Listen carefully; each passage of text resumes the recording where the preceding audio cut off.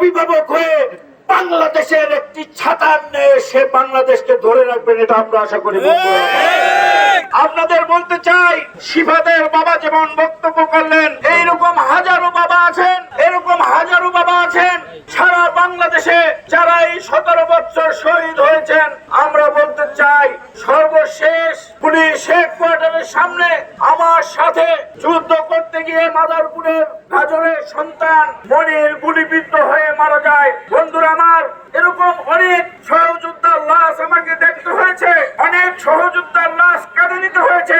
আমরা কিন্তু আজকে সবার মনে আনন্দ হলেও আমি ব্যক্তিগতভাবে কিন্তু এই সকল অনুষ্ঠানে আমার কিন্তু কোনো আনন্দ আসে না। বন্ধুরা আমার, আমরা এখনো সেই গুম হওয়া সহযোদ্ধাদেরকে খুঁজে বেড়াই, তাদের স্বজনদের দিকে তাকালে কোনো আনন্দ কাজ করে না আমাদের ভিতরে। বন্ধুরা আমার, আমরা স্বজনদের ফেরত চাই, আমরা সেই স্বজনদের মুখে হাসি ফুটাতে চাই, আমার সেই গুম হওয়া সহযোদ্ধাদেরকে আমরা দেখতে চাই। বন্ধুরা আমার, দড়ি লাগলে দড়ি নে, ফাঁসি দে, আমাদের যারা সহযোদ্ধারা ছিলেন সবার চোখে পানি এসে গেছে। বন্ধুরা আমার, কারণ এই শহীদদের দেখে রাখার দায়িত্ব একমাত্র তারেক রহমানকে নিতে হবে। সেই জানে বাপ হারানোর ব্যথা কি। বন্ধুরা, সে যখন 8-10 বছরের শিশু ছিল, সে যখন ক্লাস 4-এর ছাত্র ছিল, তখন কিন্তু তার বাবাকে হত্যা করা হয়েছে দেশের জন্য, এই দেশের স্বাধীনতার জন্য, এই জাতীয়তাবাদকে রক্ষা করার জন্য। বন্ধুরা আমার, আমরা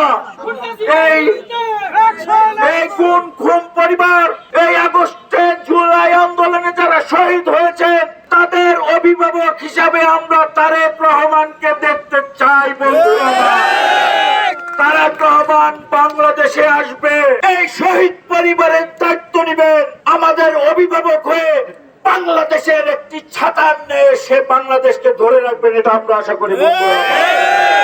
এই দেশ শহীদ প্রেসিডেন্ট জিয়াউর রহমানের আদর্শ এবং রক্ত এবং তার স্বাধীনতার ঘোষণার দেশ।